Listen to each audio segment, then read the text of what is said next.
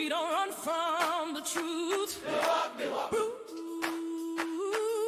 We don't fake the healing. We heal it. It's a revolution now, and you're invited.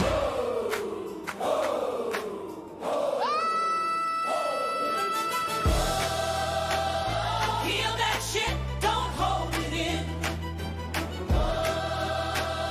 Rip the Band-Aid, let it begin.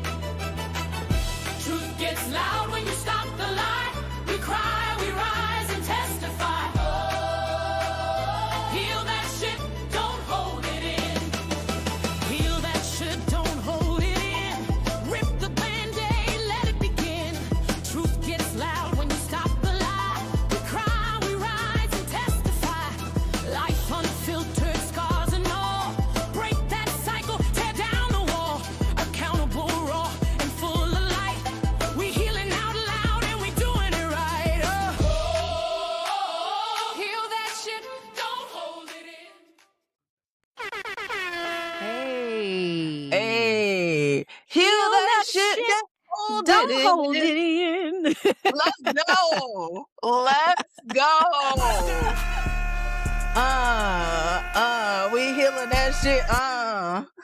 Yes. Hey, y'all. What's up? Welcome to Life Unfiltered.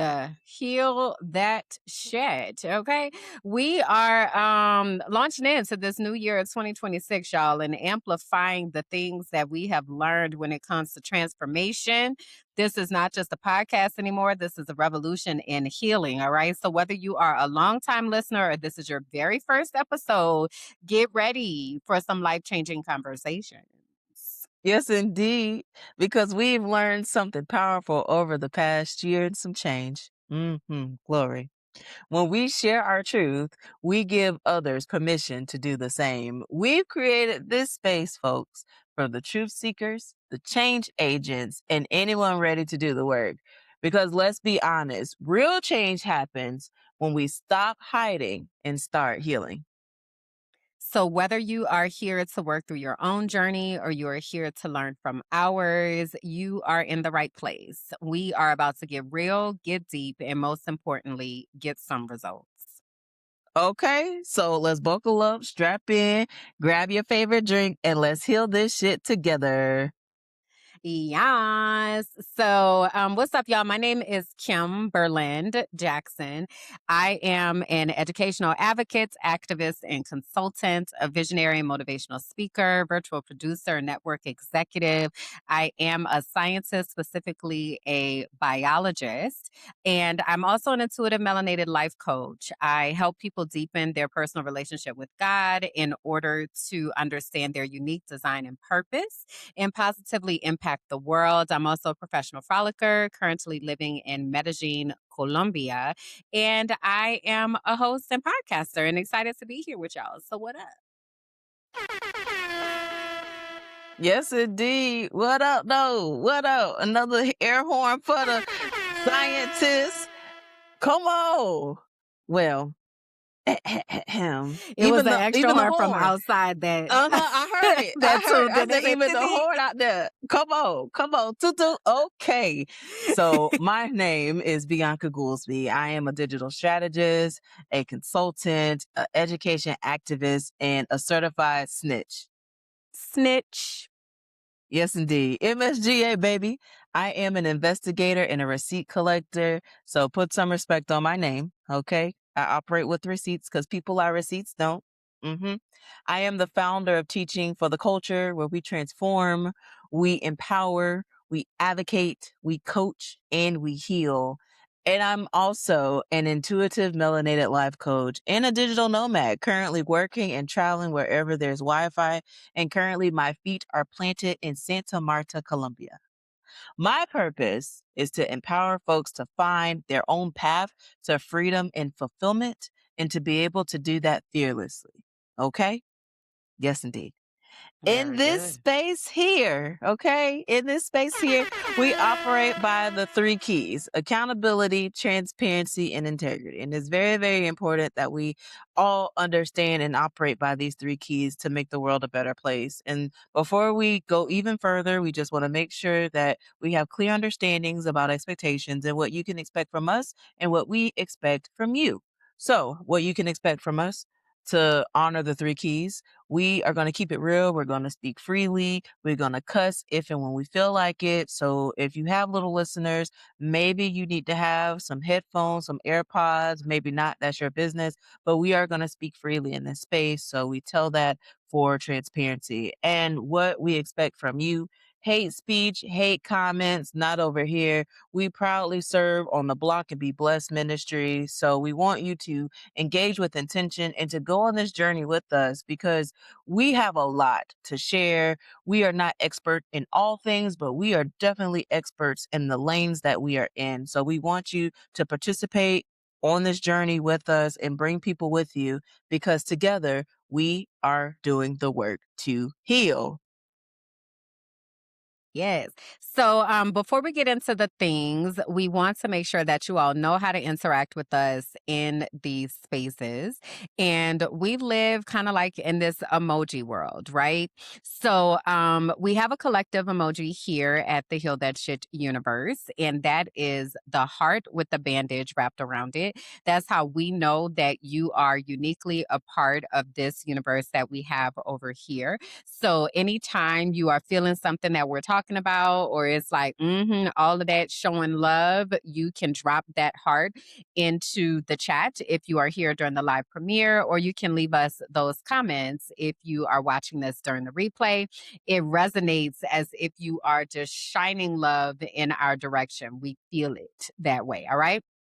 So, in addition to our collective emojis, we also have individual emojis. So, my emojis are the sunflower and the crayon.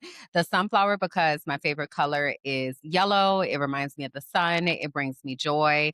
And sunflowers are the symbol for invisible disabilities. And as someone who is neurodivergent and figuring out what that means every single day, I'm becoming a fierce advocate for those of us who live with things that you may not be able to see on the outside. All right. And sunflowers find the sun. And that is something that I am trying to be intentional about doing, even as things might be cloudy and crazy outside. Where is the sun? Where is the brightness that is a part of that? And then the crayon, because there was a time in my life where everything was very black and white, and I made a conscious decision to color the fuck out of my life. Insert the crayon.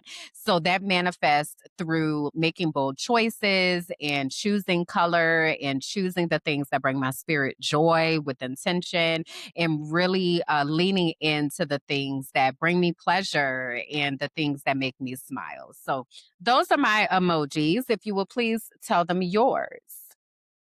With pleasure. So let me tell you something. If it was cooler here, I would have been in my teddy bear armor of God. Okay, please be clear.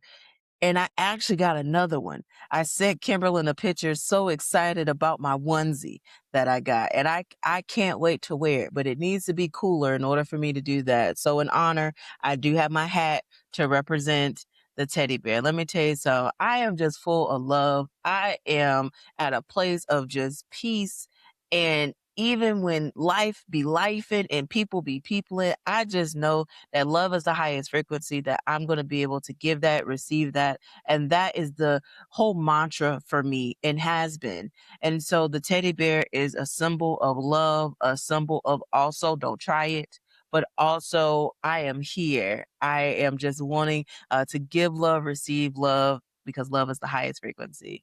The hands that form the heart. So let me just say that I even have my own travel set, thanks to my bonus mom that made sure that I had one. So I travel with it. It's not fully unpacked yet, but for the next show, I will definitely show it and have it on my desk for recording. But that symbol means everything to me, as I am still navigating heart failure, still navigating having a pacemaker, still navigating the complexities of the U.S. healthcare system, where I still do not have a cardiologist in Tallahassee, Florida, which my insurance say that's where I have to go, and anywhere else is out of network. So I say all this to say that the hands that form the heart, I'm very transparent about my journey. And this month is Heart Month, Heart Mm. Awareness Month. And I just cannot let another day go by without acknowledging some of the amazing medical staff at TGH that saved my life.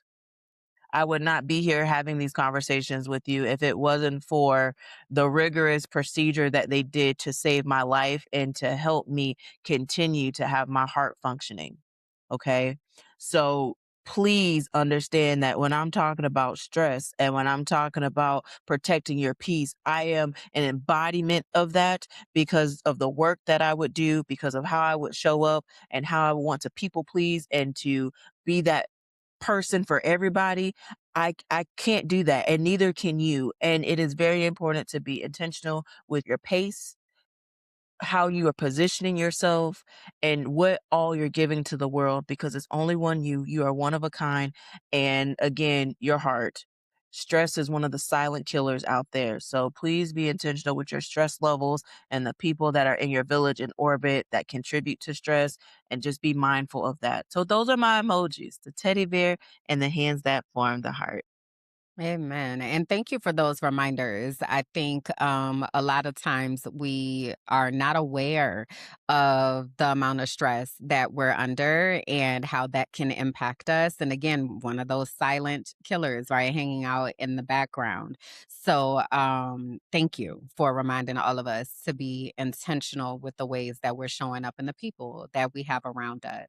So, a quick reminder that we are streaming on YouTube as well as on audio platforms. So, if you want to catch us in the visual format, please come over to YouTube, Life Unfiltered, Heal That Shit, and you'll be able to see when Bianca talks about her hat versus her armor that she might be wearing. You can see like what we're talking about here. So over on YouTube, you'll be able to get all of the visuals.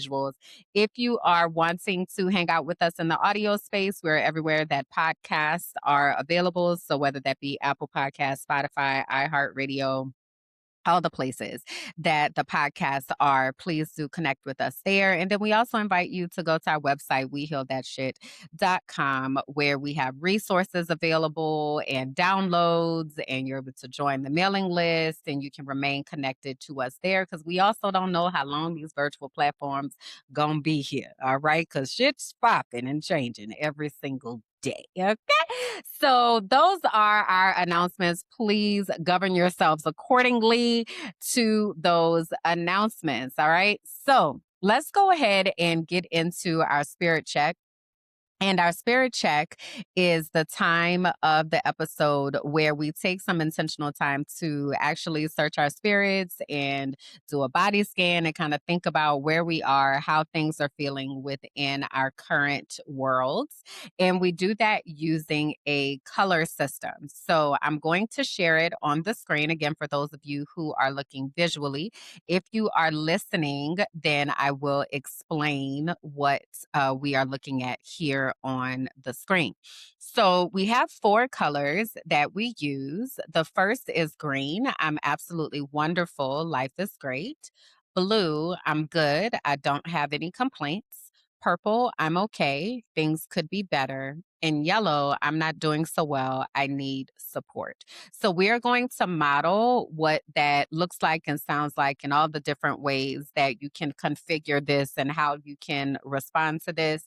We invite you, again, if you're watching during the live premiere, to answer the poll question that we have here for you to kind of just take a moment. You can also put the colors into the chat.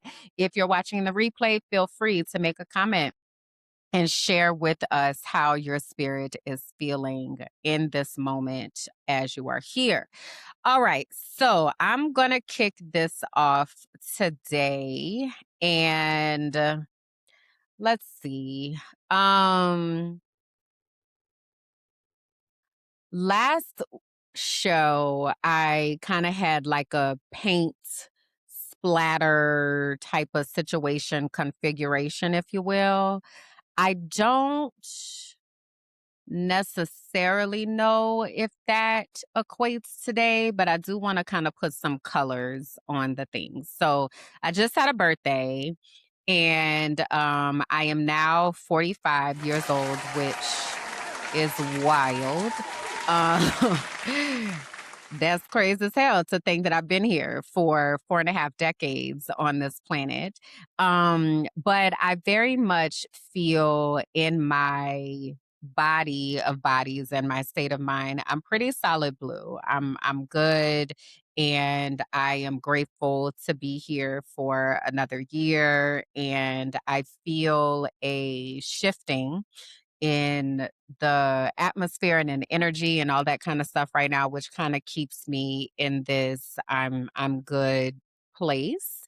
Um but there's a lot of purple and gold that is in the background. A lot of uncertainty that is present in my life right now. And um a lot of shifts, if you will, that are happening that I'm trying to be prepared for without even knowing what those shifts might be looking like, and just trying not to lose my shit in the middle of all the things. So that's kind of interesting as well. So if I had to put that into a configuration, what might that look like? I think I'm almost kind of seeing, so it's not like a wind chime, but like it's like these spiral they catch the wind though, and like it's a spiral and it'll like spin faster like as the wind is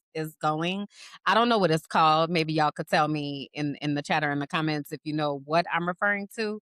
But in that spiral, I feel like it spirals blue. Like you see the blue spiral, but then once it slows down, you start to see the purple and the gold. But while it's actively spinning, it just looks very blue. It's not until things slow down that the purple and the gold kind of is able to be seen. So that's what it feels like. It feels like I'm kind of in a blue state for the most part. But then when I sit down and I start thinking about things or I start, unpacking some stuff, then that purple and gold is like, girl, we here, girl. We here, girl. Yes, we are here. So yeah, that's what things are feeling like for me right now. Hmm. So think about a canvas and me drawing an actual heart on the canvas. The heart is a vibrant blue mixed with green. Like it's a mixture of those two things. On the outside, there's like gold speckles that represent the I'm not doing so well, I need support. The background of the painting is purple.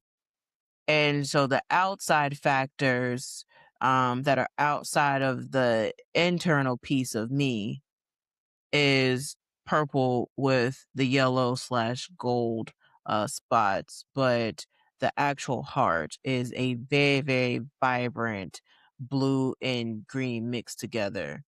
So when I'm like thinking about a visual representation of that, it is that painting that looks like that. And it makes me want to get a canvas and actually make it and have that be one of the projects that I do to decompress if I don't decide to color first.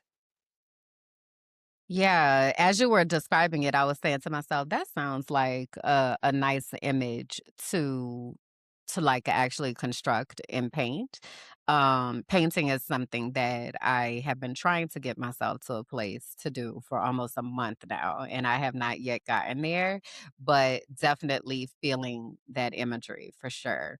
So, again, we invite you all to take a moment and think about where things are in your space, in your world, in your orbit, and feel free to respond to us and let us know. You can add detail if you would like, but it's really up to you how you want to represent that. Okay.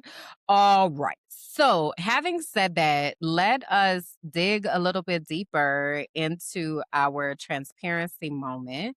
So, it would be on you to start this week. And I know you have had some transitions and things. You just mentioned that you are back here in Colombia. So yeah, what's happening in your world? Whew. So before I get to Colombia, I want to unpack my experience in the States. So being in the States for the work assignment has been a blessing. Be able to provide impact to not just one businesses, but multiple businesses and organizations has been amazing. To be able to order the things that I need and for it to come timely, that has been an experience that I haven't had in quite some time. Being able to connect with those that I love and also having some very tough conversations with folks that say that they love me, but their actions were not representative of that. And just being that it is what it is. There's no hard feelings, but this is where I am going moving forward has been such a revealing and opening journey that I really truly haven't fully unpacked just because I'm literally still unpacking as I am now in Santa Marta, Colombia. Me and Kalanda went to visit Santa Marta, Colombia some time ago, and we really enjoyed it. However, our time in Santa Marta was very short. And one of the goals that we had was to come back to visit and to spend more time. And so here we are. We didn't necessarily anticipate the different roadblocks and issues that happened prior to us getting here, but thankfully we are here. We have such an amazing Airbnb host. He has taken the initiative to do so many things and make so many accommodations for us. That has been such a blessing to be able to walk into a space, get a tour, know where everything's at. The relationships with people have been amazing. And historically, we've always had some type of debacle as it relates to Airbnbs and just things not being what it is or the listing not aligning with what the photos and all of that. So it has been amazing to get here. Even the travels to get here, we ended up not even knowing when we were booking flights that we actually connected in Panama, and our flight from Panama to Santa Marta was the same flight. So I ended up changing my seat so that I'm able to sit next to Kalanda, and we were able to ride to Santa Marta together on the same flight. Again, not anything that we anticipated or planned. It just happened. And it was just amazing to be able to walk into immigration and to not have a problem, to be able to get that stamp on the passport and to just continue to move along in the path just has been a different experience for me personally. As I'm navigating these different borders. So I am very happy and thankful that we are here in Santa Marta. It is beautiful. We went to the beach yesterday. I took some amazing photos and videos. I ended up making an investment. I got me a new camera just because the camera that I had was so large and bulky that I ended up getting a very pocket sized camera that I could take with me and be able to vlog the journey. So very, very thankful for that. I am a little disappointed with my glasses though. However, I purchased smart glasses thinking that it would be able to help with AI translation with the language barrier. And I think I had shared with the last episode with my dealings with Peru, I felt like I needed to get some type of accommodations as it relates to something so it could transcribe in my ear so that I could better get acclimated with the language as it has been a struggle for me. And yeah, I'm not necessarily satisfied with the glasses just yet, but I know it's going to take some time and training just for it to get acclimated. But Kalanda did buy a headset that connects, and it did a really, really good job, better than my glasses actually, of picking up what is being said. So it was very helpful to communicate with other people and to build those relationships because that's important. So that was a lot as it relates to the transition from the States to being here. And I know you probably have some clarity questions here, so I'll put a pin here for that. Yeah, definitely. So I'm curious about I'm curious about your relationship with the states and the US. You mentioned a moment ago that health insurance and needing to remain tied, if you will, to Tallahassee. I'm curious about now that you've been so how long did you wind up being in the states altogether? Do you remember? I want to say it had to be around 2.5 months.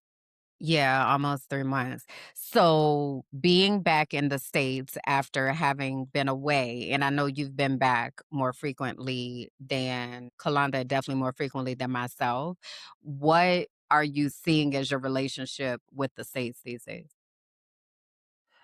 So the belief of the quote unquote American dream, where this is the best country to be able to have access to X, Y, and Z, just because I've had experience going to other places and seeing other things, I know that that's not true.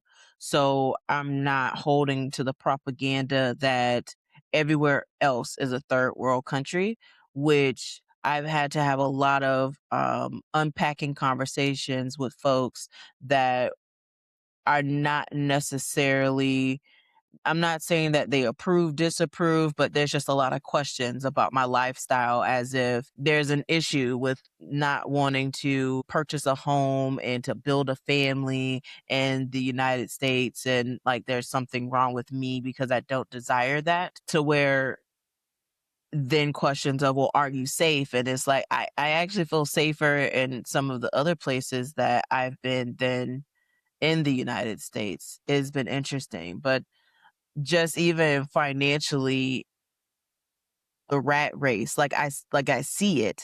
I see the necessity that folks are balancing multiple jobs just to make ends meet, because the things are rising in so many ways, from food to healthcare to technology to name it, and it's gone up in some type of capacity, and it is not sustainable. Politics aside, and politics is a big factor in all of this. And with my work, as you know, I'm deeply entrenched with the political world and have worked with political candidates and et cetera, et cetera.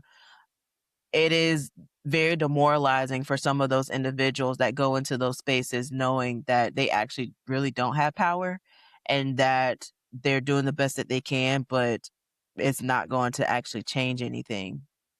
My relationship with the States is very much, I come here to have a landing pad, which is my parents' house in Tallahassee. Very much they call it like a storage unit. That's fine, but I'm gonna go to my storage unit, lay in my bed, and have the things that are important to me, and not having to carry them across the world. And that is nice to have that. Outside of that, and seeing the people that I love there, like my family, I'm very much divested from a lot of the things that I used to hold on to, and the beliefs that I've had about the country. So, very much just unlearning and continuing to recognize and realize that this American dream that has been sold of, just buy a house and build a family and have a stable career and all of that, like, it's not it. It's not it. And maybe it is for you, and you being someone that's listening, but it's not for me. And I've just had to have some really hard conversations and deal with some really hard truths, as you would say, radical acceptance of what is and what it is not going to be, and how it's not sustainable. So it seems like it won't ever be, and just realizing that I have to find my own freedom and fulfillment wherever I go. And even when I'm in the States, still trying to find my freedom and fulfillment in that, knowing that I'm not truly free, and knowing that staying there and feeling like I'm stuck there is not going to give me fulfillment. You mentioned a couple of times, like, you've had to have some difficult conversations and things like that, so I'm curious if there were moments along the way that made you be like, "Yeah, I got to get the hell up out of here. Like, I cannot do this." Because I know for myself, the last time that I was in the US, I was in Miami, and, I had several experiences on that trip where I was like, "Yeah, no, I can't do this." So I'm curious if you have encountered things like that. Yeah, I just see the stress that a lot of people are under in the States. And with that stress comes behaviors and things that also exist. So just the unkindness in the States, some people would hardly look up as they're looking on their phone, and in some cases it was a hazard because it's like, so you just walking across the street looking at your phone, not being cognizant of where you are or the amount of people that you are impacting by that decision that you are doing, looking at your phone or driving while you're on your phone, swerving from lane to lane, or the road rage that exists on the road. Like you, thankfully, I usually keep myself in a container, if you will, where I don't necessarily have a bunch of people or stimuli, but like going to the grocery store and seeing how frustrated people are and seeing how it's not necessarily a pleasurable experience going to the store or walking around to um just seeing the trash that is just left behind, where in places that I've lived, like there's people sweeping the street, and they take pride in their roadways to not let it look like that. I saw an individual go in the trash can of our Airbnb, and a couple of nights prior we had Mr. and Mrs. Krabs, and to see that he had grabbed the Mr. and Mrs. Crab bag to just eat the leftovers of what we didn't eat. Seeing that broke my heart so much because you never know truly what a person is going through and what they have to do to sustain themselves in this world. And I just witness people that are just struggling, in pain, stressed out to keep up with the rising cost of things just so that we can make the billionaires and the folks that actually hold the power more comfortable. And that's not okay. Yeah, I've started to see like the underbelly, if you will, of Colombia moving back into the city. I've been exposed to a lot more people who might be in those situations and conditions of desperation and things. So I know it's not just in the US, but I think something that is interesting is the access to food and, like, how far off that access might be.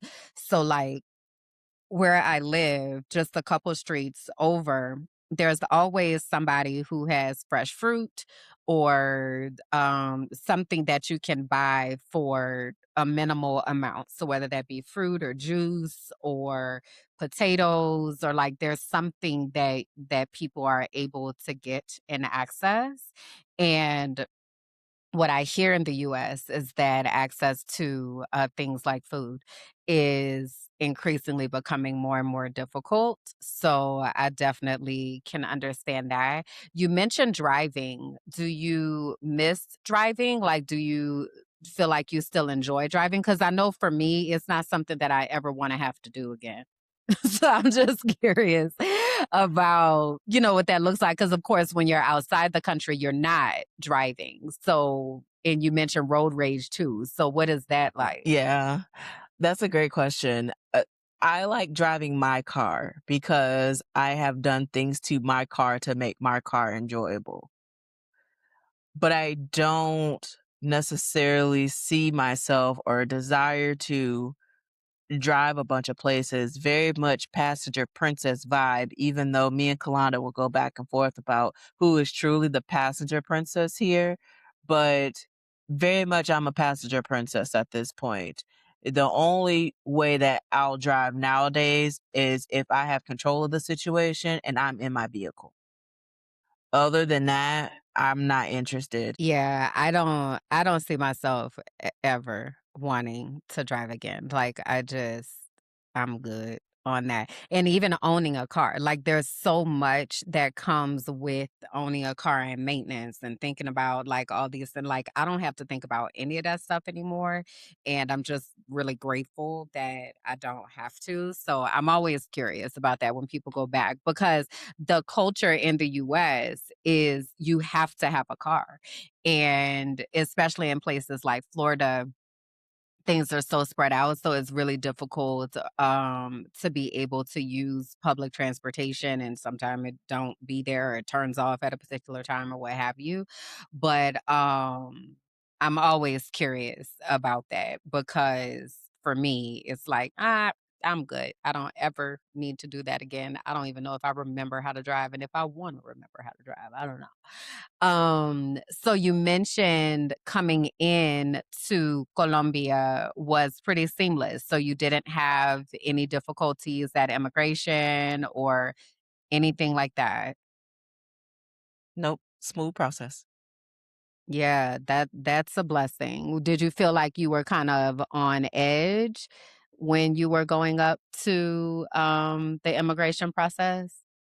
For sure, for sure. My experience in Peru definitely has me high alert to a lot of different things that I necessarily didn't have the awareness of unless you actually go through that experience. So yes, I was Mhm. very much high alert, but everything was very, very smooth. And then I went to the immigration officer first.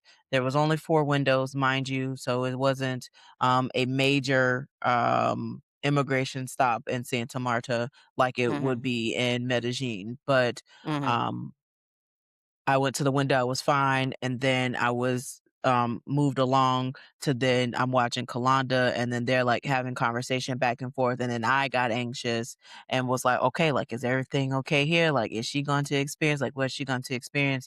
To then Right. she finally was able to move through, and then we were able to go down together. So, very much high alert as it relates to the process just because of my experience. Yeah, but grateful that went smoothly because I definitely know the type of PTSD that can come from that and not even having experienced everything that you've experienced, but there's no guarantee that you're going to get into any country like at any time. And so I think a part of understanding our quote unquote American privilege is also understanding that we're not guaranteed to be able to be anywhere. So moving with that type of intention and that type of humility as opposed to what you mean like I belong here, and that's I think a different type of way to be able to move because we're just not conditioned to operate that way in the US. But I'm grateful that things went smoothly because y'all needed that for sure. And so what are you looking forward to now that you are in Colombia and in Santa Marta? You mentioned you went to the beach and you've got your new vlog camera. So do you have things already in your mind that I want to make sure we do this? I've never been to Santa Marta, so I don't really know what's there besides the beach. So one of my action items is to get on a boat and twerk and make sure that I have a video of me twerking on a boat. So Okay. that's coming soon. Videos to come for sure. Um, Outside of just being able to see water and to be able to get my goals completed, that's just where I'm at. Like, I'm just locked up with not only going back to the 8 pillars, that we talk about here on the show, like, I got my financial goals, I have my physical goals with my weight and all of that, and very much, like, lockstep with making sure that I am honoring the 3 keys along the way, that I'm being the best human that I can be, and to really enjoy the journey. So, I feel like this is a great, restart, if you will, a great start of a new chapter, being in a new area, new country, and I'm really, really excited for what's to come particularly with the layout of this Airbnb and getting it like a home and starting to unpack and getting acclimated. It feels really, really good to just kind of sit here, even though it's a little hot in this particular space at this moment. But I know that this is going to be one of the spaces that I continue to create content and have that space to be able to have these virtual experiences to do the things that God has called me to do. Yeah, that's what's up. So y'all are in full on summer beach mode. How does that feel being back from it being so cold in the States? It's an adjustment for sure because when we were in the States, it was like a freeze warning. Snowed in Tallahassee. Like Oh, what it is did? happening here? Yes. Like actual snow Yes. stuck to the ground snow? Like flurries, like you yeah, yeah. Wow. Now, it didn't stay, like, long on the roadway, so it's not like, driving in snow, but to see the grass all covered in white and it was white, hey, that's interesting, that's interesting for sure. So being where it was at one point like the low 30s, and I'd be like, "Oh my gosh," to now it is currently 84 degrees and I am currently in this space and I am just sweating. I am pretty much half naked. I have a little onesie jumper on with this little fabric of clothing on, and I'm like ready to like put on a bathing suit and go downstairs to the pool. That's the type of vibe that I'm on. Like, I love hot weather. I love being near the water. It works for me. But bundling up and talking about some snow and the pipes freezing and just all that, I'm so glad that I don't have to do that. And I feel so bad for the folks that were in other states that their whole process and their way of work was completely halted because even the power grids weren't working effectively because of the snow and the transportation of people getting to where they needed to go to. One of my clients had to shovel snow just to get their car out of their garage. Like, Mhm. mainly I've I've I've had the privilege to not have that experience, and I don't want it. Mhm. So, kudos to them to be able to do that, but, no, I'm great. I'm great where I'm at. Yeah, it's definitely I forget like every time I talk to somebody who's in the States and I'm like usually I have on some kind of tank top or something, that's my everyday attire, honestly, a tank top and leggings. But I'll talk to people and they're like bundled up and I'm like, "Oh, it is cold there." Like I forget all the time because it's springtime here. And even when it is a little cool, it's more like, oh, let me just put on a sweater today, but I'm not like bundled up. So thinking about that type of cold weather, get me out of here. Like I don't want no parts of What that. the hell? Oh my God! No way! Yeah, yeah. No way. Not Yeah, I. that's wild. That's wild. Well, I'm glad y'all got out and in. And I'm excited to see what kind of content that you're going to have a chance to create and just having some time to just be for a moment. I definitely know for myself, I definitely am like, I just want to just be because there's a lot, with so much transition and then having been in a space where you had to like go into a office and like actually be around people that you didn't necessarily choose to be around. And so I'm wondering now on the Oh my God! the other side of this, if there were like certain boundaries that you felt like you needed to put into place, or like certain things now that you've had that experience that you're like, I want to be intentional about doing this or not doing this. So, the driving almost 45 minutes to and from the office while it made sense financially and have a car that will be able to do that with ease. Someone who wasn't a passenger princess in this particular situation, I'm not doing that again. So that would be having stipulations of location to where we can be more accessible to the office without having such a long haul. I know that there are some people that are used to that and accustomed to that, but I am accustomed to having a private driver, whether that's through Uber or someone that I know personally to take me places. I'm not accustomed to the commute to work anymore. And it was cute at first until there was some trips that I had to take where it was like, oh my gosh, I done worked so long in this office. I'm here after 8 o'clock where people are gone doing things to their computers.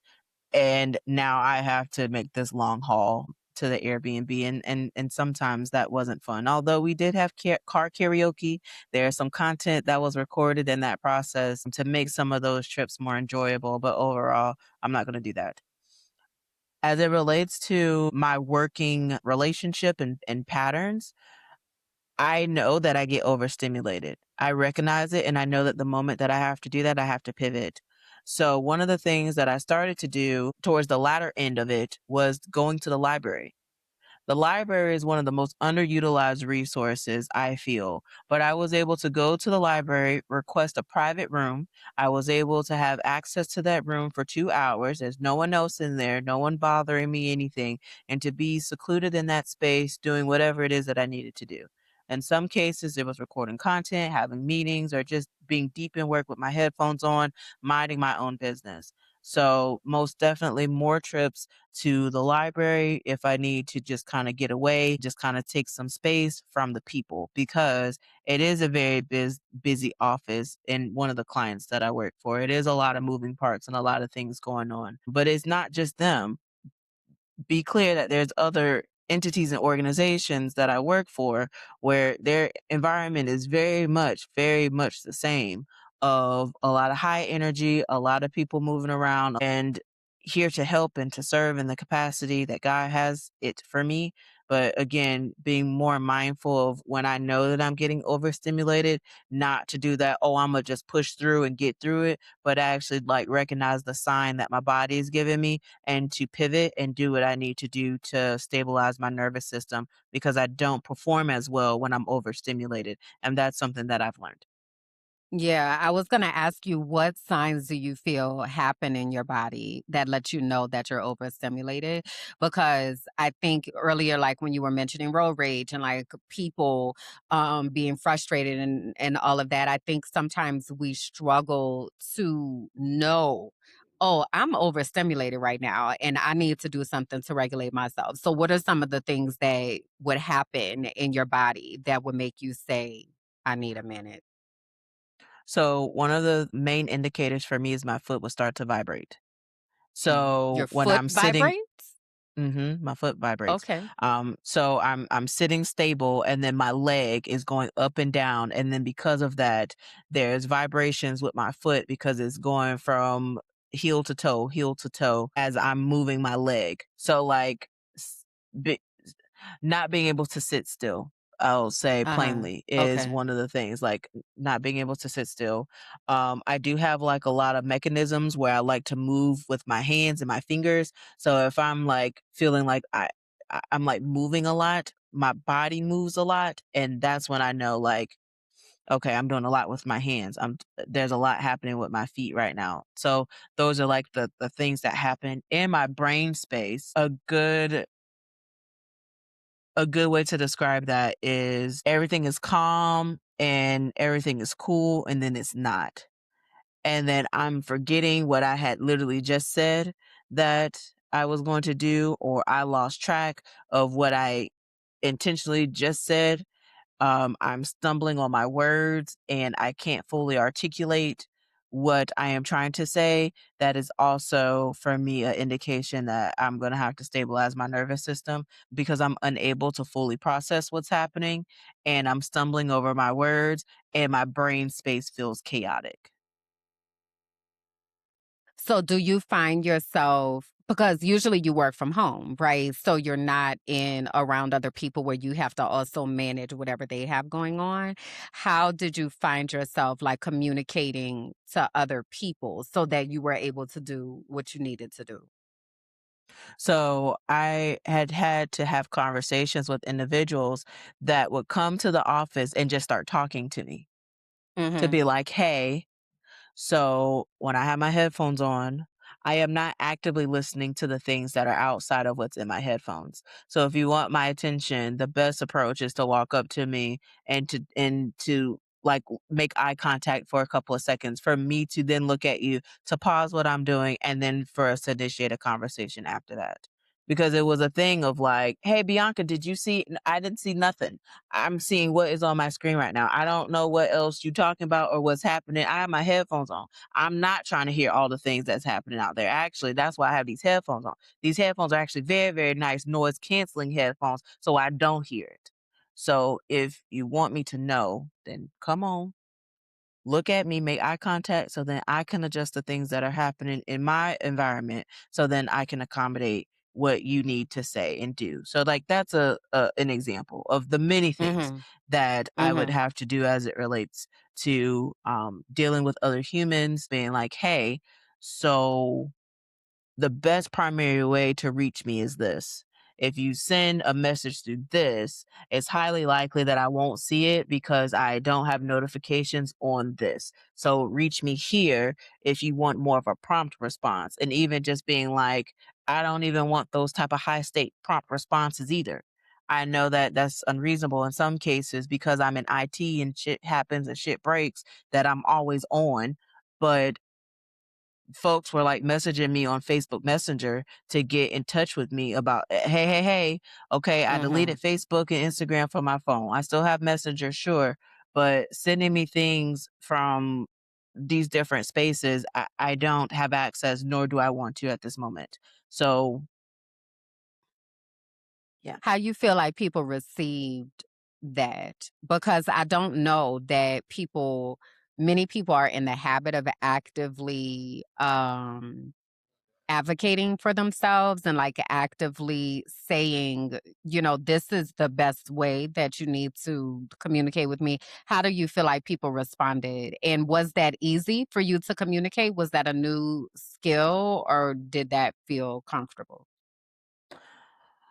Um, it depended on who it was. I think that's what made the comfortability part. I think that's kinda hard to explain Mm. a bit as I'm still unpacking that. Just like, I remember being like, with you, for example, you're like, the best way for us to have time is like to have it on the calendar, have it on the schedule. Okay. So we have our check-ins every week on Wednesday at this time. And if there's something outside of that, I'll send it. I'm not expecting a response or a follow-up until I see you on next Wednesday, and just kind of archived it in that way. There have been other individuals that would reach out to me on Facebook Messenger to be like, hey, did you see X, Y, and Z going on? And being like, hey, so I'm currently doing this social media detox and I'm not necessarily engaging with all the things that are happening. In which, in some of those conversations, it was like, yeah, I need to do that too. And in other Mhm. conversations, it's like, well, how are you gonna know what's going on if Mm. you're not online? So then I'm like, well, maybe I don't necessarily want to know Mhm. what's happening. And so that was an interesting conversation. And again, these are different people, different experiences, all of that. Mhm. With the work environment, it was more of like, the response was, I like you telling me how to address you moving forward. It was more of a respect type of thing Mhm. than Mhm. anything. Like, thank you for being vulnerable and sharing what's going to work best for you. I because I respect you, I want to honor that. I appreciate your time and you being here, and I'm going to honor the things that you said. So there wasn't a lot of resistance to that, but it Mhm. has been some resistance to people who I've worked closely with that they are used to having a lot of access to me that is no longer Mhm. available. And I'm not Mhm. able to just drop the things that I'm doing because, there's an idea that came up that you need execution on, or I'm not necessarily accessible when there's some maintenance and some things that need to be done on the digital end for different things that you have going on that I actually might not necessarily have the capacity to do. Not that I don't want to, but just I got a lot of other things going on.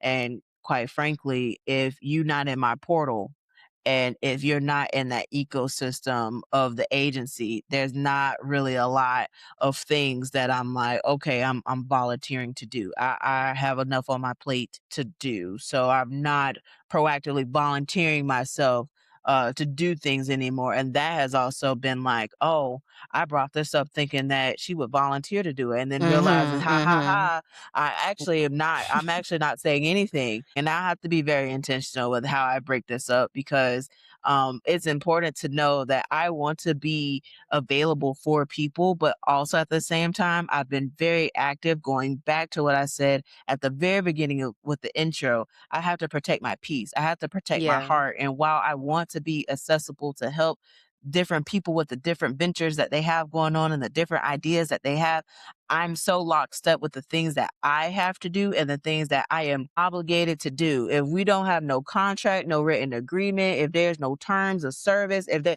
none of that, like I'm sorry, but unless it's in black and white and there's some funds being exchanged or some type of bartering agreement that makes sense, I can't. I'm not volunteering myself in certain situations anymore. And that has been an interesting experience, being the person who would overextend, who would Mhm. overshare, who would be the person who would always be the go-to person. And now I don't necessarily want to be the go-to person anymore.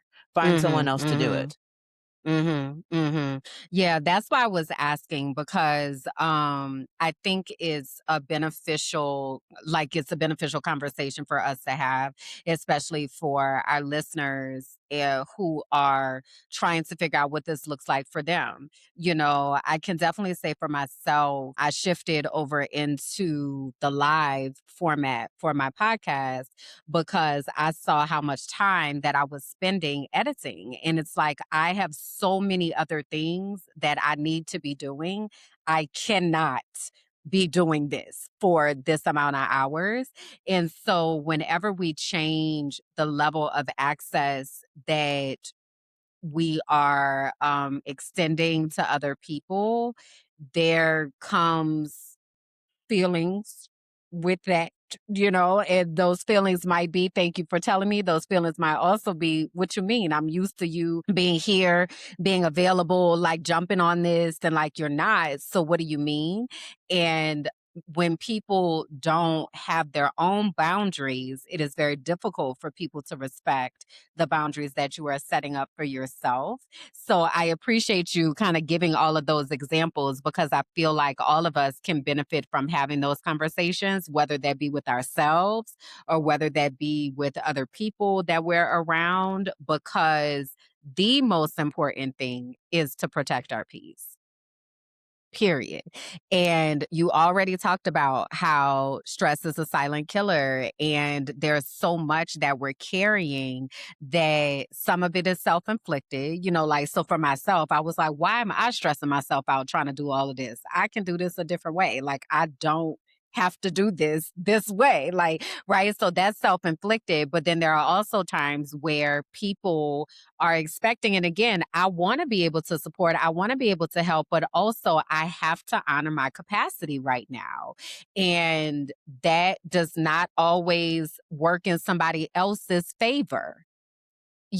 I am trying to do what I have to do for myself so that I can be present and available in different spaces and different times. But um we have to be able to know that and have to be able to communicate that. So, being able to recognize what's happening in my body, being able to recognize, oh, wow, I feel, tension and I've been feeling tension and I have to do something about that. Or I'm not sleeping or I haven't eaten, or like all of the things that we need to do for self care that we sacrifice because the heart wants to be there for the other person. But in actuality, I just can't do that right now.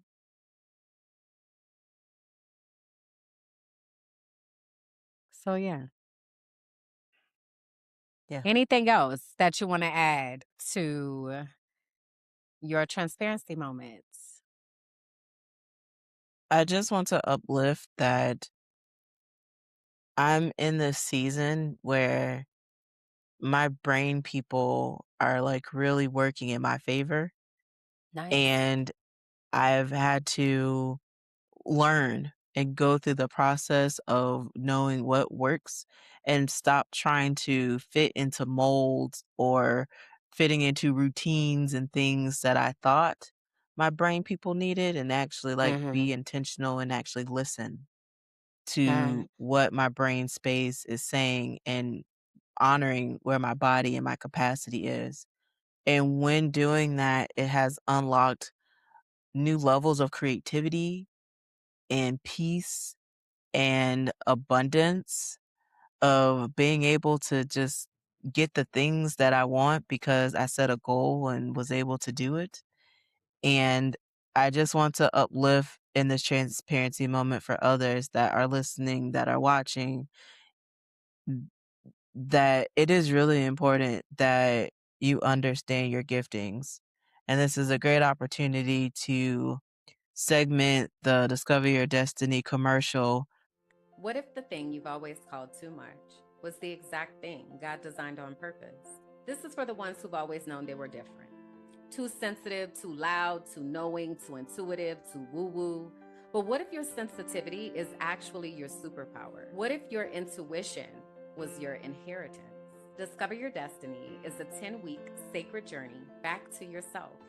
We explore the design of your soul, your spiritual gifts, and the unique way that God speaks to you. This isn't church. It's not a rule book. It's not a performance.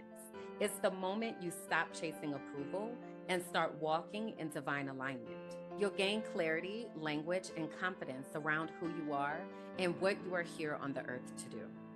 You'll learn the real voice of God. And if you feel called to go on to become a certified intuitive melanated life coach, this is where that path begins. There are two ways to enter this sacred container: the Destiny track, full investments and coaching experience, or the Divine Exchange track, where internship meets soul work. You'll support podcasting, content creation, or brand development behind the scenes while learning how your unique gifts benefit the collective. Your knowing isn't a flaw, it's the fingerprint of God. This is your invitation, and I hope that you'll answer.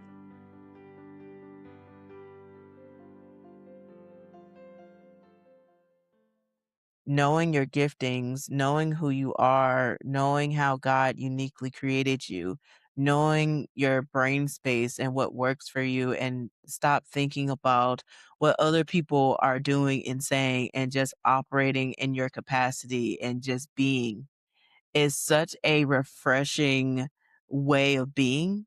And I just want people to sit with that and to truly process what are my giftings? How should I show up? Who is, in your words, like doing a battery analysis? Where is my battery at? Who recharges my battery? Who depletes from it? In my words, of doing a village audit, who are those people that are pouring into you? Who are those people that give you anxiety every time that you see a pop up of their name on your phone? Like, it is really, really important in this time and season, and particularly as we're talking about healing, to really be mindful of all of these deposits and these withdrawals that are happening because we're all that we got and it's only one you. So the power of delegation, I have struggled with that skill, Kimberlyn. I have Mm. so many visions, and then when it's time to execute, I like stumble on who to give what, Mhm. who to assign what, how am I able to manage all of that? And I must say, I'm being challenged in good ways to be able to release the stress and the load from me so that I'm able to give something to someone else that want to do it, that have the capacity to do it so that they can do. And then I just provide my feedback and to be able to just have all the amazing things done. So On the agency side of things, I've been growing the team, and I'm really, really excited for that because it's been a long time coming. And with teaching for the culture, I must say that I've just been kind of just sitting, reflecting on again what advocacy is going to look like because of my Mhm. most recent experience. So I'm gonna make this story short so that I can honor time and also hear the things that you have going on too. I saw a post not too long ago, and it was an incident that happened at Navigator Academy. To give context, there was some issues and an investigation that Teaching for the Culture did with Navigator Academy to look at the climate and culture. I was interviewing educators, parents, and I sent them a letter, was deeply involved with just trying to see how we could help the school. Come to find out, it was a clear climate and culture issue that I feel personally, just speaking on behalf of me, not the organization, that the leadership at that school at that time did not want to address, that they just wanted to just continue at business as usual and to just kind of move things up under the rug. And there was an issue that was recently posted on social media. And as a result of my previous investigation of Navigator Academy and being very vulnerable and sharing my findings and just writing about it, there were an influx, I say influx, of people that tagged me in the post. The post was in a group that was a community group that I was not in, but in that group, I was tagged by several people in the group.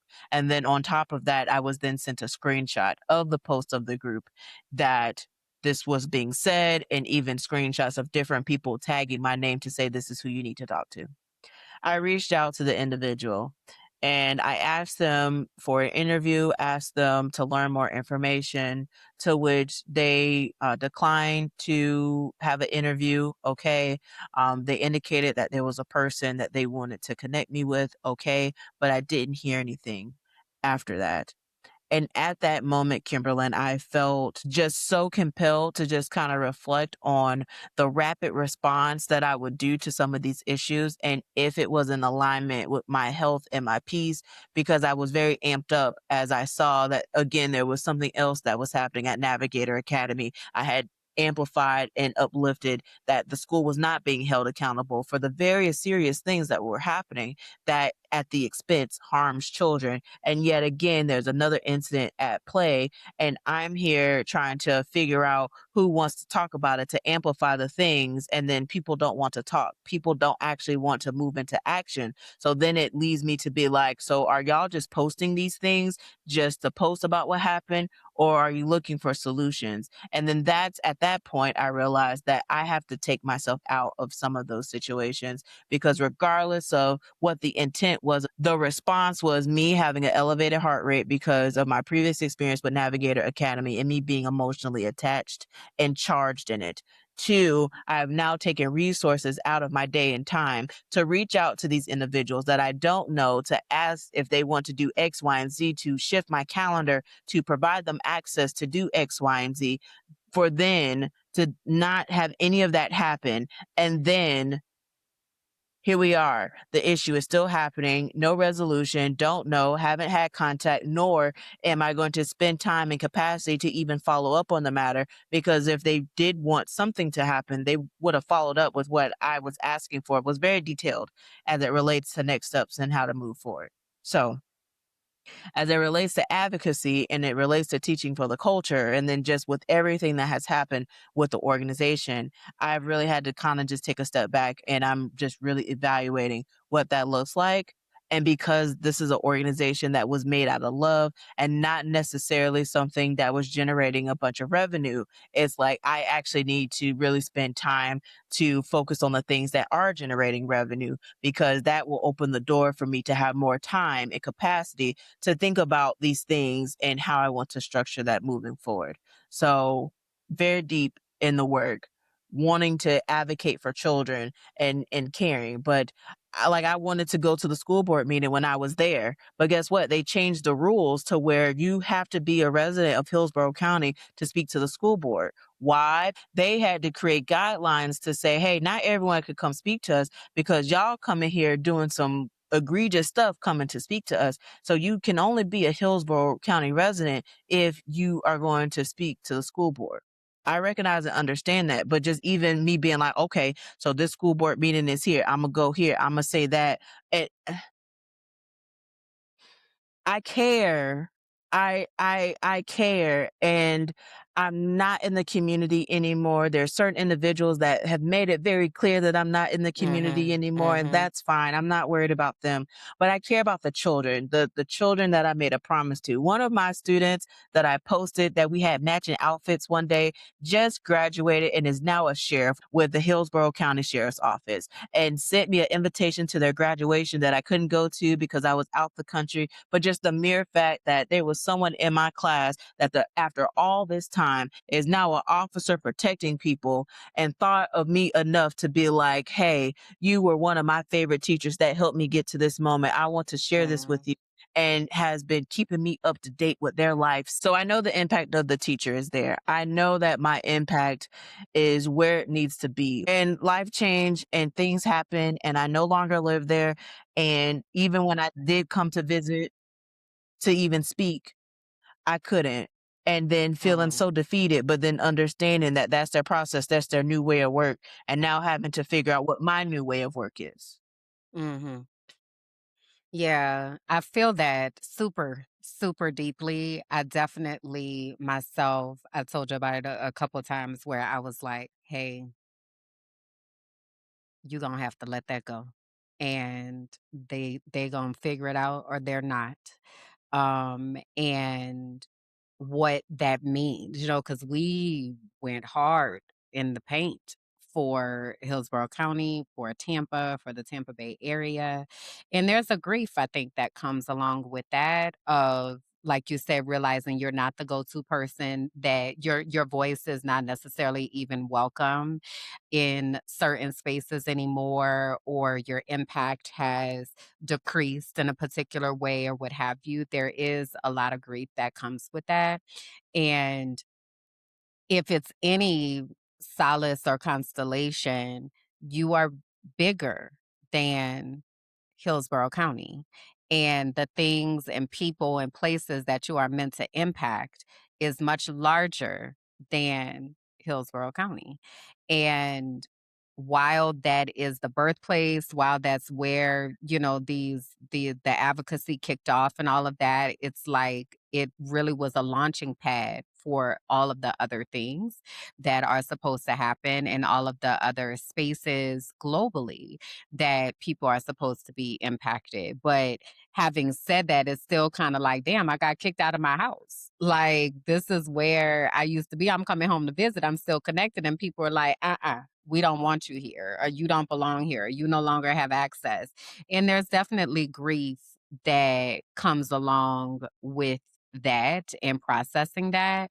So, yeah, the comment here says it's a season, but I feel the grief. Yeah, like it's a lot to process. And I think that looks different for many of us, as we're listening. Y'all might be listening and saying to yourself, you no longer feel connected to certain spaces, certain people, certain processes. And that is by design. And one of the reasons why it is so important to understand our spiritual gifts and understand our role within those gifts is so that we are okay to shift and transition when it's time for us to shift and transition, because it's not always our job is not always to stay and do the day-to-day work. Sometimes the job is to set up the system so that people are able to operate, and then you move on and you set up a system somewhere else, right? So we have to know that, because otherwise we stay too long, and when you stay too long, there is harm that comes from that for oneself. And there is a delay of what we're actually supposed to be doing and who we're actually called to, because I'm trying to hold on to this that is familiar and comfortable. And I have a connection to it, but also this has expanded. past this and beyond that. Is how I even feel about New Orleans and, being from New Orleans and wanting to make a difference in New Orleans, but also knowing I'm not supposed to be there. Like, I'm not supposed to be working at a school in New Orleans. Like, that's not what my life is planned for. But how can I, through the global work that I do, still impact what's happening there? So for me, that looks like partnering with people that are in New Orleans. Like, okay, so let me partner with the folks that are there that are doing the work on the ground there. And then I can exist in this space of opening avenues, having a platform, what have you, what have you. But I'm not about to be in New Orleans on the ground coming to the school board meeting talking like that's not my role. So to your point of figuring out what advocacy looks like, I'm glad that you're here because I've been asking you that question for a very long time, just because I see, the way that people depend on you, but then in the same token, they're depending on you, but also trying to push you out in a way, so it's like we have to do that acceptance at some point of, okay, so I hear that my voice no longer is being honored in this space, or I hear that access is closed here. So what does that look like for me to transition? So I'm looking forward to where you land with that. I know teaching for the culture is, again, much bigger than Hillsborough County, is much bigger than Florida, it's much bigger than the US. So I'm excited to see what the next iteration is going to look like. And I just urge you to take your time in figuring that out. You're not on anybody's clock, and I'm glad you're releasing yourself from the immediacy of the things. Like, I'm not accessible in this way anymore. Not. So if you all want to have access to this, these are the channels to be able to go through that. And then also empowering people to do their own work. A lot of times you were used as a scapegoat for what was going on, what was wrong, why something was happening, why something wasn't happening. And, Bianca done said and she did. And now Bianca ain't there no more. So now what? Now whose responsibility? Now who's speaking up for these children that y'all claim that y'all care about? Like, now what does that look like? But then you trusting that you have planted the seeds and you've done the work and you've left the breadcrumbs, they can go back and watch the videos. They can go back and look at the resources. They can do that work. You cannot be the sacrificial lamb for all of that. And I'm talking specifically to you, but I'm talking to all of y'all that's listening and all of us that are listening. The comment here says in the chat, losing self, neglecting self, we take on too much. Know when to walk away. Know when to say, okay, I'm feeling my leg bouncing a whole lot. And I realize that that is an indicator of feeling stress. I cannot continue putting myself in this position because God forbid something happen. Ain't none of them people that's been sitting up here demanding and calling and asking and all of that, ain't none of them people coming to the rescue. They not checking, they not doing nothing, right? So we have to look out for self. We have to get off the sacrificial table. Amen. Amen. Amen. Okay. That's where we need the church organ. And this is a great Okay. time to go ahead and to collect offering. So just go ahead and subscribe to our different ventures that we have going on. I'll make sure that the links are in the description of the videos so that you could subscribe and to follow along on all of it, because it is a lot. It is a lot for sure. Yeah. So let me quickly give my transparency moment because I do want us to be able to get into our discussion today, which kind of goes into what we're talking about needing to make some choices and some decisions. But basically, I have been deep in preparing for the next cohort of Discover Your Destiny and Found Her Future Collective. Um, we've reviewed applications and sent out acceptance emails and sent out calendar invites, and we have orientation on Saturday for the folks that are coming through Found Her Future internship. And then Discover Your Destiny, the application window is going to be open a little bit longer till the end of the month to be a part of Discover Your Destiny for those who are not taking the divine exchange track and actually just being a part of the Discover Your Destiny cohort. But that is always exciting for me because it's a time for me to go back and reestablish and reground my own self in all the things that I know that we might not actively be doing within practice.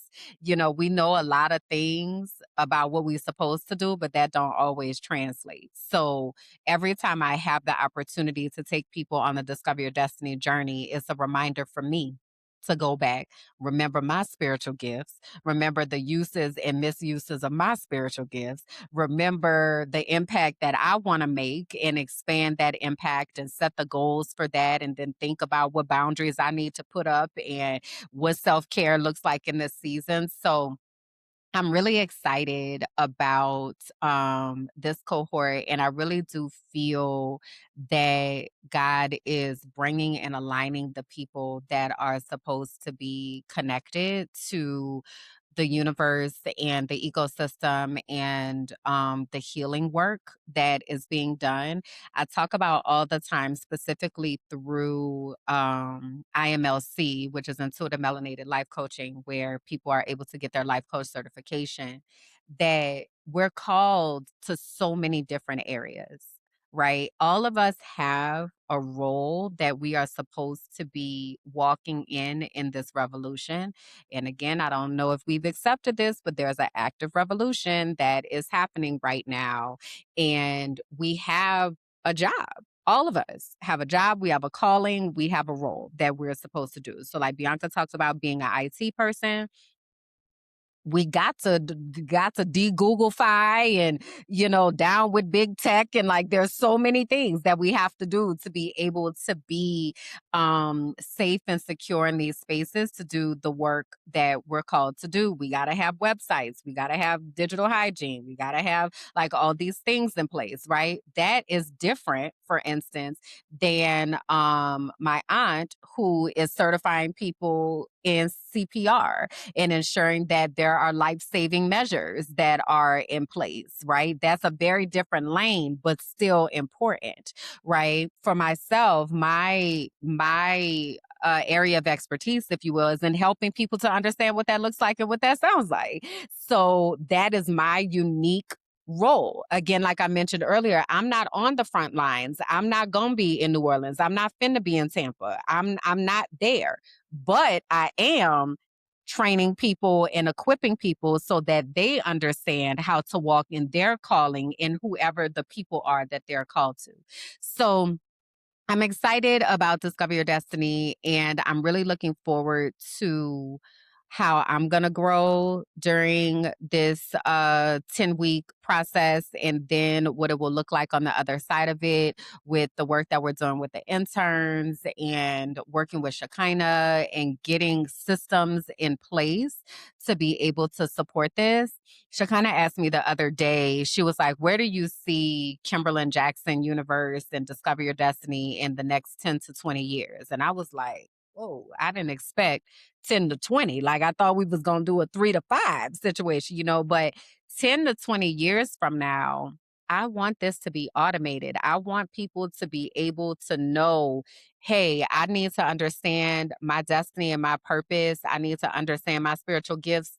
That Kimberland lady, she does that. Let me go on over there and get hooked up to that, where I am able to sit in a space of um consulting and supporting and being the driving force behind things and not really having to be the face of what is happening.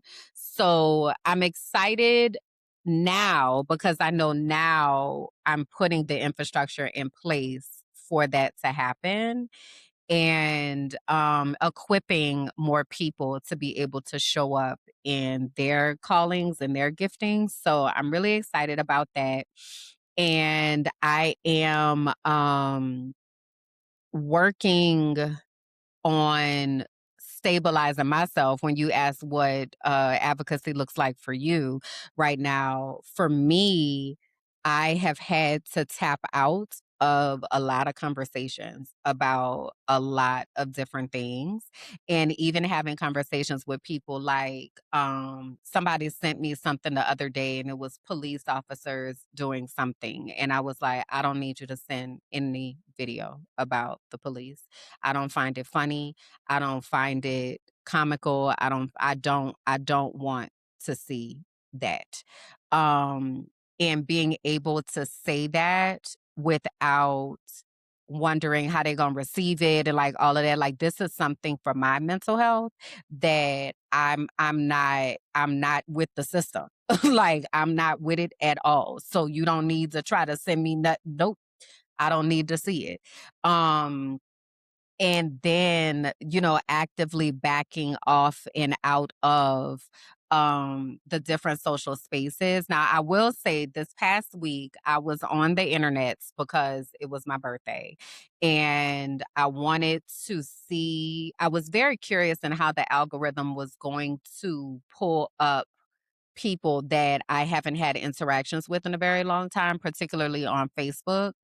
And so birthdays is a time where people kind of come out the woodworks, and it's like, I ain't seen you in a minute around these parts.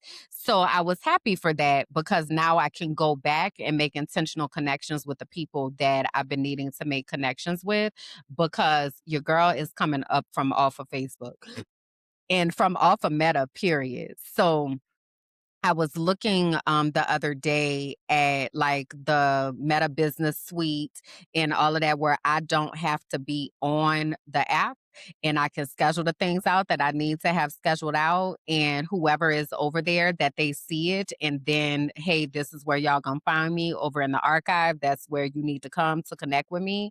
But I cannot actively be in those spaces anymore. Like I am literally watching things happen. This morning, when I was doing the chat with the Patreon, I was telling them about Spike Lee had gone to the NBA All-Star game, and he wore a sweater that was inspired by Palestine, the Palestinian flag, and I think it's called the keffiyeh, the black and white scarf that they wear. So his sweater was an homage of that. Sure enough, that maybe happened, what's today, Wednesday? Let's say that was Sunday or Monday. Yesterday, he puts out a statement saying how he's not against Israel. He's not against the Israeli player. He was supporting Palestine. But like, why did he have to make a statement about supporting Palestine? Because people left and right are being silenced who are speaking out against the things that Israel is doing. And so when I see stuff like that, it just makes me that much more hyper aware that social media is very compromised and it's not a safe place to really be. And they are actively locking it down and actively silencing people and actively targeting people. So for myself, that's been looking like, okay, Kim, so where's going to be your space? Where's your corner of the world that you're going to be able to educate people, support people, give people the resources that they need without having to fight against this algorithm that don't want me talking about nothing that needs to be talked about. So that's kind of what I've been focusing on and thinking about what that looks like and sounds like. So while there was still, quote unquote, be a presence per se on social media, I am not going to actively be on there. So I am figuring that out. Like, what does advocacy look like outside of these spaces? What does advocacy look like in the freedom of what needs to actually be discussed, and where are those things, where are those conversations taking place, and where are the people that need to hear those things? So that's kind of what's been going on in my world. Yes, indeed. Yeah, I feel and resonate with unplugging and not always being on and picking and choosing the conversations. What has your screen time been like? Well, this past week, child, I was on this phone. Um, I was on this phone because for my birthday, I didn't do a lot. Like I wanted to not have to do. Like I wanted to not have to do anything. Like whatever I choose to do, I'm doing it because I want to do it. And one Mhm. of the things that I wanted to do was kind of catch up on some things that were happening in the world and not like from the political standpoint, but like what's happening out here in the pop culture world, kind of. Okay. And how are people showing up in different spaces and stuff. So, honey, I was a scrolling. Oh, I was scrolling. I don't scroll too often, but I was scrolling. So this past week is definitely not a great indicator of what screen time should look like. But also, I had planned my letter that I'm writing on Facebook to basically be like, so, hey, listen, we have come to a close here on this here place. And if you want to stay in touch with me, this is where I'm going to be. This is how you can contact me. Other than that, it's been nice. I appreciate Yeah. y'all. It's been lovely. I've been here. I've been on Facebook since 2009. Amen. And also, we're done. We're it's compromised, y'all. We gotta call it. Like we got to call it. It's a lot that's happening there.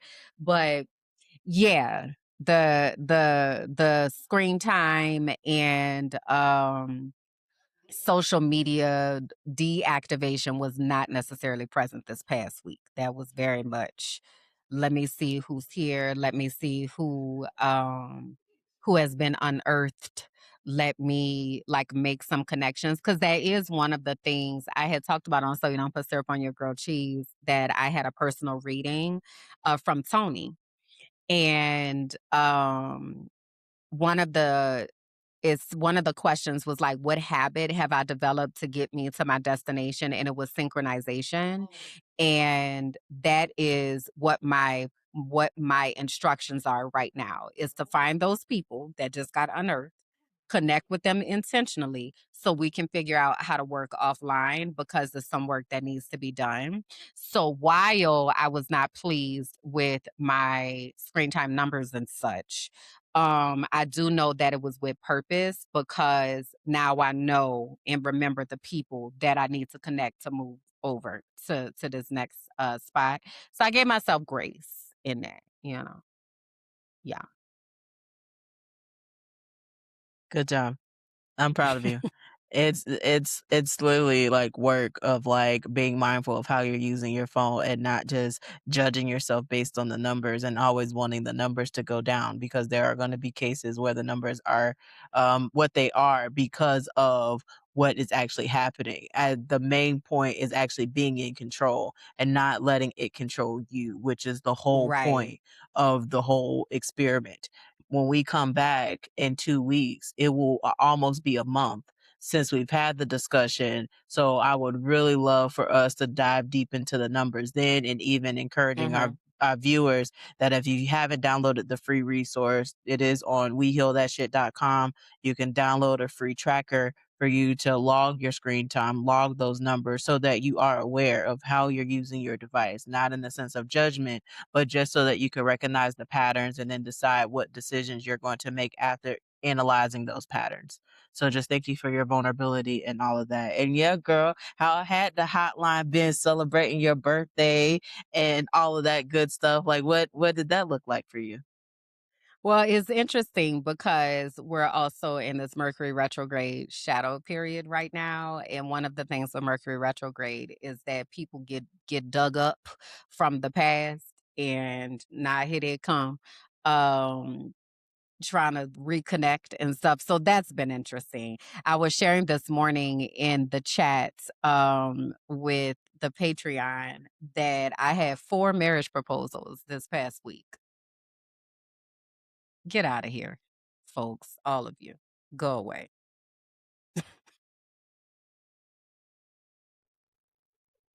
If I had a sound effect that said, "Take me out to the ball game," I would play that because that is what is needed right now. "Take me out to the ball game." Girl, 4? Mm. They say you got it like that, honey.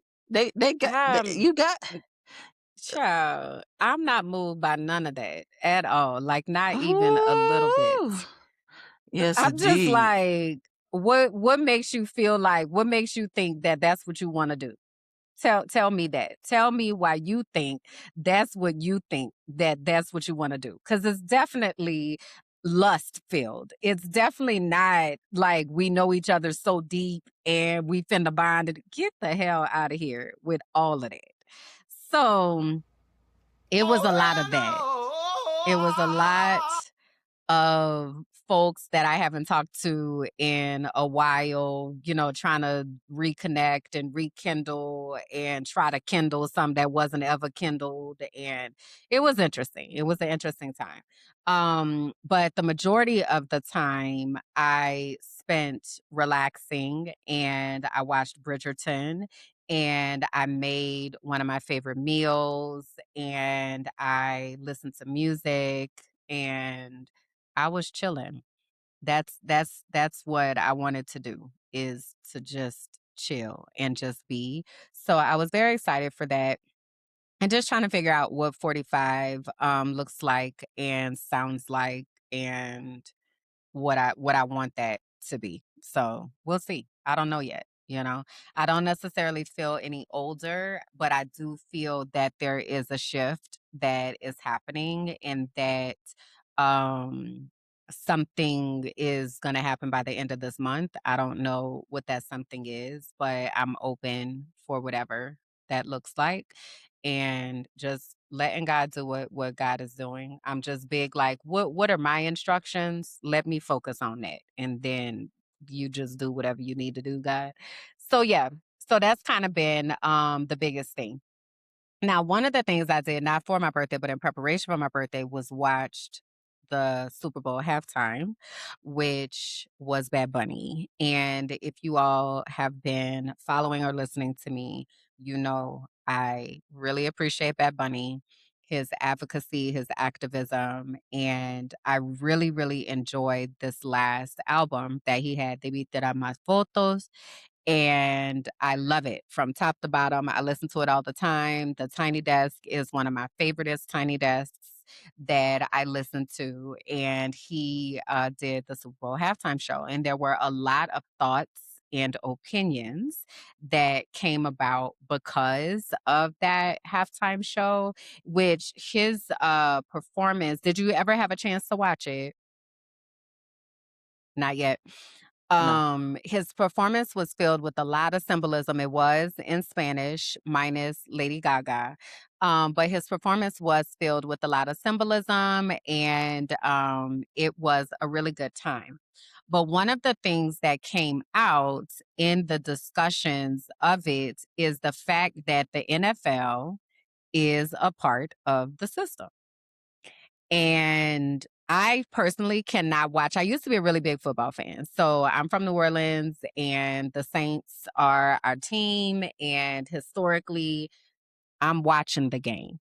But I have not watched a football game probably definitely since I left in 2021. But even before then, I feel like I really wasn't watching because when Colin Kaepernick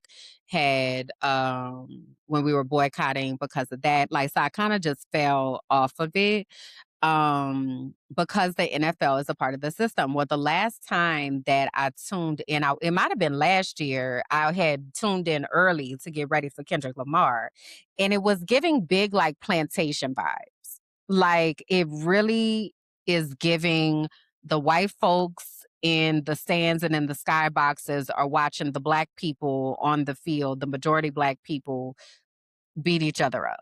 Like it just really gives plantation vibes for me. And it's a lot and it's hard to watch.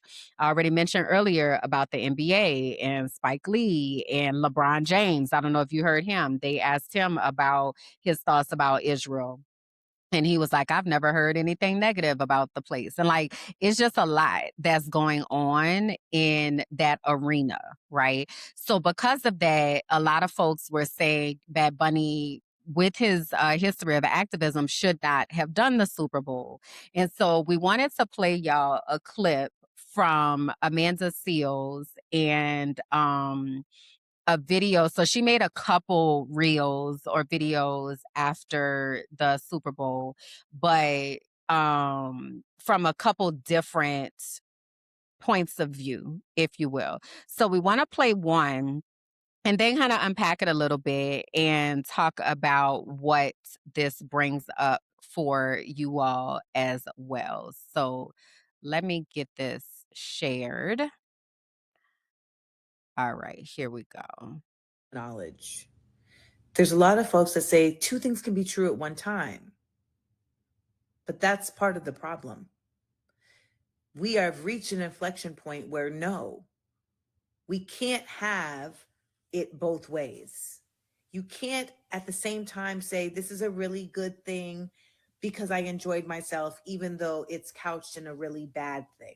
You can't say this country has the right to exist while it is simultaneously preventing an entire people from existing. You can't say all presidents are terrible except for Obama. So we're going to have to make hard decisions. We're going to have to lose things. We're going to have to understand that making a choice and taking a hard stance is the actual win. But we don't want to do that. I have my own versions of these as well. However, when I see this whole but we can have, no, we can't. And the sooner that we can, at least those of us who want to save the earth, those of us who want to dismantle the Zionist Jesuit entities that are running it, at some point we're going to have to make hard communal choices that not everybody's going to be happy about. So I want you to ask yourself, what is something that you have played both sides of? And I just want you to be honest with yourself. Like, I can say that for me, I have absolutely played both sides of entertainment content. Like, I know that Disney and Netflix and all these places are terrible. And then I'm also like, yeah, but Andor. And I am getting closer and closer to that hard line because the real reality of things is in my goddamn face. And the lie that we'll tell ourselves is, well, I mean, I'm just one person. I mean, it's like, if I don't do it, like, what does it matter? It should matter just to you. That hard line has to matter simply to you. And the hard line is not a horizon. It's hypocrisy, which I do not get down with. Smart money. So that made me think about what we have to sacrifice and what we are willing to sacrifice. And again, to Amanda's direct question, like, what are things that we play both sides on? And for myself, a few things came up. So one, it was AI. And it's becoming every single day more difficult for me to engage and utilize the AI because I'm aware of the impacts that it's having, not just on the planet, but specifically in Black communities. That AI data centers are in these communities, that the air is being polluted, that the drinking water is being polluted, that a lot of resources are being used in order to fuel these AI super centers. Amazon is something else for myself, which, granted, not being in the US, I don't have access to Prime and all that kind of stuff. But Amazon is like the most reliable shipping source to be able to get certain things. But do I actually need those things from Amazon, or can I do the actual footwork to find the stuff here in the country that I am in? So I'm not supporting Jeff Bezos, who I don't support, right?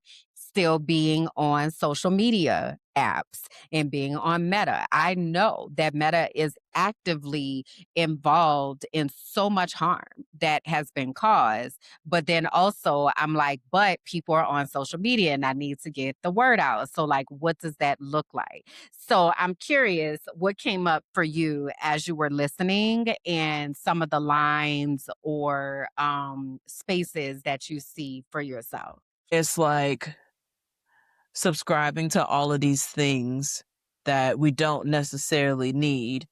I said that I wanted my life to look a certain way, and I've had to unsubscribe from a lot of those things. I was like, I want to be able to make X amount of money, and this is how much money I want to make. And it's like, sure, that's sounds good, but like now I'm more concerned about what's my impact and how am I helping others? Am I like making sure that my bare necessities are taken care of? Like, how am I able to use that to give back to? A lot of her advocacy work has really inspired me as much as there's been a lot of blowback with her advocacy and how she shows up. I really appreciate her consistency nonetheless. Even when she has to go on hiatuses and takes breaks for a myriad of different reasons, as we've talked about our own breaks. The message is consistent. Like, you can't just make these things just magically work, knowing that the powers at play and the people that are doing the things are actively causing harm. And you have to speak truth to power, whatever that might look like for you. And you got to find a lane, whatever lane that you're in, operate that and do that. Yeah, so I want to pose some questions to us, and not necessarily to answer right now in this moment, but just some things to think about how we are showing up. And again, every day as we are practicing radical acceptance and thinking about what our role is and how we show up in different spaces. I do want to say that one of my favorite quotes is from myself, and is every step in the right direction is a step in the right direction, no matter how small. I do think that everything that we are doing to move closer to full divestment counts. So I don't want us to forsake the individual things that we are doing and can do as if they don't matter, because we do have influence and we do have the ability to impact people that are in our circles. And even if nobody in your circle decides to go along with the movement, you, though, are making a hard stand for yourself. So, to the question that's been asked a few times, like where the line is, we have to know those lines for ourselves. One of the questions that I asked, so what are you willing to sacrifice? So, where are we in our process of releasing capitalism and materialism? Being very aware that capitalism is the reason that the United States is crumbling, that the earth is in the situation that it's in, people prioritizing money over anything else. So, are you still trying to be a millionaire and billionaire? Is that what you're seeing as success? Or are you thinking about impact and how you can do things with intention? Are we still collecting things just to have things just because I can? Or am I being intentional with the things that I am purchasing and how those things are being constructed and what that looks like for how I'm going to utilize them? Um, what are the things that we can do when we feel helpless in the face of a system? So I want to go through a few of those things. The first thing is that we can start working on our mindset. It starts in the mind. Everything is about understanding what is happening and then conditioning our mind to make different choices. So, what conversations are we having in our circles? What radical acceptances are we embracing and practicing and moving ourselves toward? Again, we're not asking for leaps, right? But we do need to be making steps in this direction because things are crumbling and it's no longer going to be a space where we're going to be able to ride the fence, right? We're going to have to make a choice. When we're thinking about community building, what are the skills that you can leverage outside of the system? So, like earlier, I mentioned Bianca is in technology. I mentioned my aunt does CPR certification. Maybe you know how to grow food. Maybe you're in construction.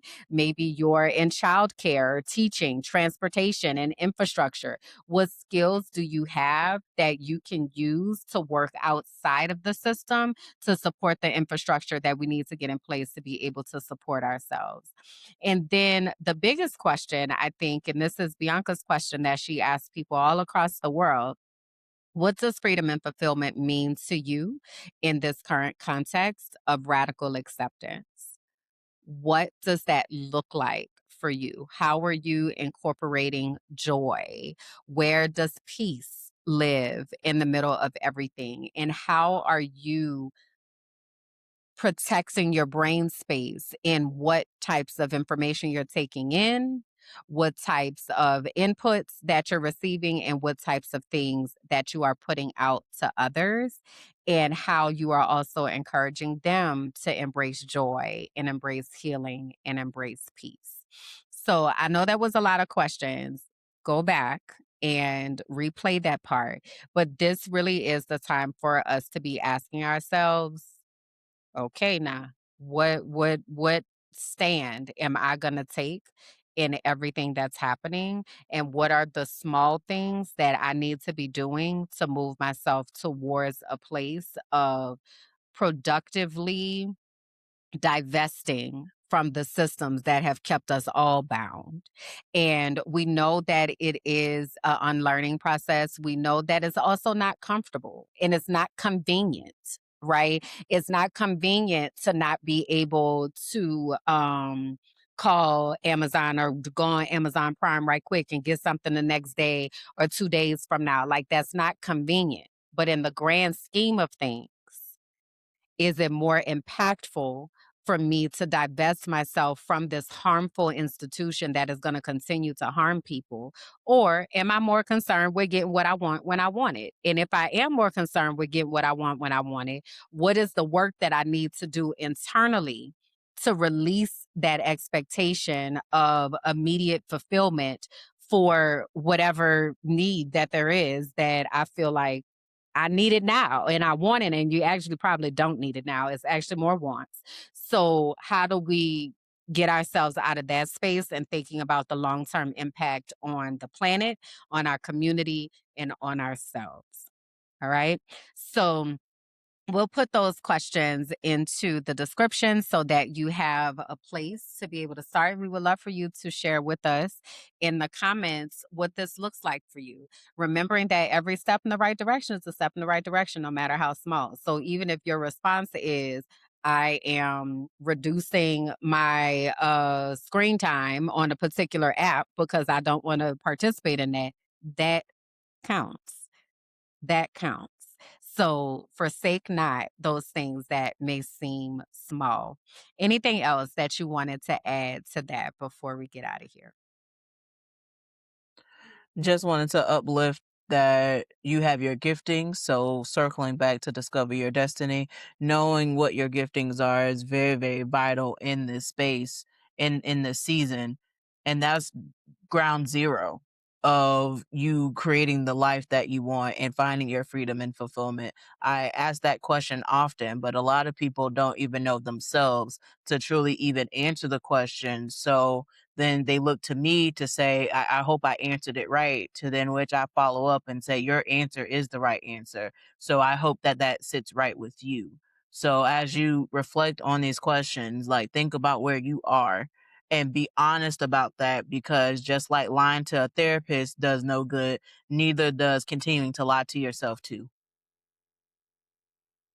Woo! Hot shit. All right. So yeah, we'll be looking forward to those comments and those things as you all explore that and think about what it looks like for you to move yourself closer to a place of radical acceptance and showing up in a way that will be able to give maximum impact with minimal damage. All right. So again, we want y'all to make sure that you are connected. If you have not already subscribed to the page, please subscribe to the YouTube page.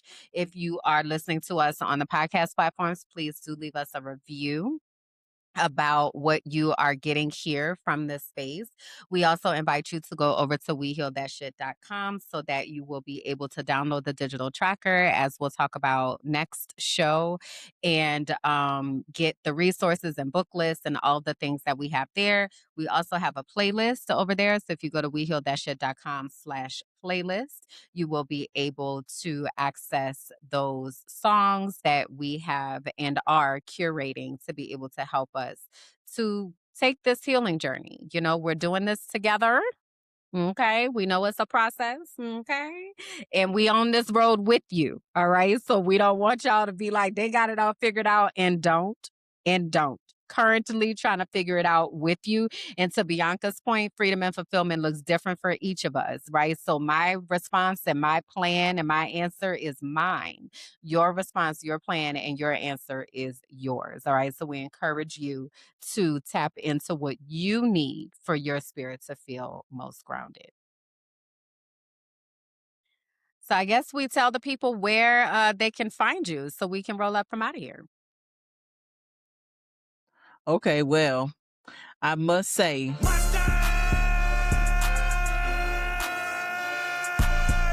I've been waiting to hit that button for a minute now. It was necessary. You can find me on my website at www.biancagoolsby.com. On my website, you will see all the different ventures that I'm a part of, my blog, subscribe, all the links are there. The way that you can contact me is a very simple, easy process. You just got to follow the instructions and do it with intention. Where can the people find you? So if y'all go over to kimberlandjackson.com, you'll be able to see all of the links there for Discover Your Destiny as well. If you want to go directly to the website, it's dyd25.com. I also invite you all to come over and hang out with us in the archive as we are building community and getting the infrastructure in place to be able to disseminate information. So if you go to patreon.com/minding my black ass business, you can do a 7-day free trial if you join through the inner circle, or you can join for $5 a month. If you cannot afford that, please at least join the free version so that you can get the notifications so you'll know when it's necessary for you to tap in. All right. All right. I think that's it. That's all, y'all. We'll be back in 2 weeks. So, what is that date going to be? That's gonna be March 7th. March 7th. So we'll be back with our next episode on March 7th. In the meantime, go back and watch the other things. Go download the digital tracker so you can join us in this detox journey and leave us a comment. All right. Even if that comment is just a heart with the bandage wrapped around it saying, I was here, leave us the comment so that we know that you are here, you're with us, and you're a part of this community. Yes, indeed.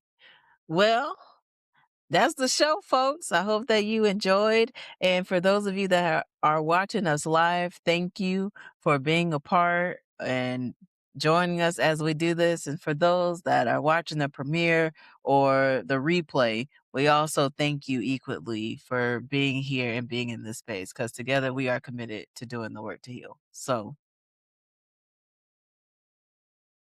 Bye, y'all. bye. Heal that shit.